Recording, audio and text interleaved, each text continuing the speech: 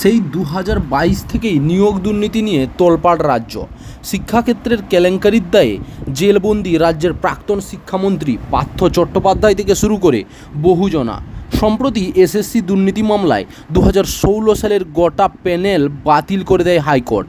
যদিও পরে supreme court সেই নির্দেশকে সাময়িক স্থগিতাদেশ দিয়েছে, তবে 26,000 চাকরি প্রার্থীর মধ্যে থেকে অযোগ্যদের যত দ্রুত সম্ভব খুঁজে বের করার নির্দেশ দিয়েছে সর্বোচ্চ আদালত।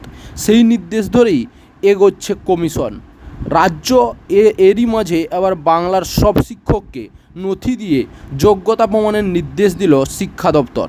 সূত্রের খবর, কলকাতা হাইকোর্টের বিচারপতি বিশ্বজিৎ বসুর নিয়োগ সংক্রান্ত একটি মামলা দেওয়ার নির্দেশে ভিত্তিতেই এই নির্দেশিকা জারি করেছে পশ্চিমবঙ্গ শিক্ষা দপ্তর। যা জানা যাচ্ছে তাতে সব মিলিয়ে প্রায় 1,30,000-এরও বেশি শিক্ষককে নথি জমা দিতে হবে বলে জানিয়েছে রাজ্য।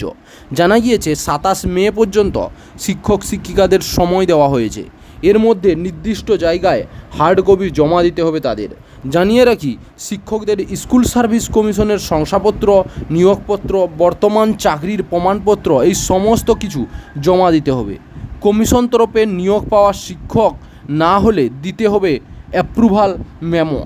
এরপর প্রধান শিক্ষকদের মাধ্যমে ডিআইদের কাছে প্রমাণের হার্ড কপি চলে যাবে। সমস্ত তথ্য কাগজ খতিয়ে দেখে রিপোর্ট পেশ করবেন ডিআইরা। আগামী 7 জুনের মধ্যে সেই রিপোর্ট পেশ করার নির্দেশ দেওয়া হয়েছে। তবে হঠাৎ কেন সমস্ত শিক্ষকদের এমন নির্দেশিকা দেওয়া হলো, সেই নিয়ে উঠেছে প্রশ্ন। যাদের চাকরি প্রায় অবসরের পথে, এই সময়ে এসে রাজ্যের এই নির্দেশিকা হাতে পাওয়ার হতাশ শিক্ষক শিক্ষিকাদের একাংশের। চাকরির খবর থেকে শুরু করে নিয়োগের খবর থেকে শুরু করে ঝড় ঝঞ্ঝা, দেশ বিদেশ, রাজ্য, জেলা এবং আপনার শহরের খবর একটা চ্যানেল আমাদের newsbangla.com সবার আগে আপনারা পেয়ে যাবেন। তাই চ্যানেলটাকে অতি অবশ্যই সাবস্ক্রাইব করে পাশ থেকে বেল আইকনটা ক্লিক করে অল নোটিফিকেশান অন করে রাখুন। জয় হিন্দ, জয় ভারত।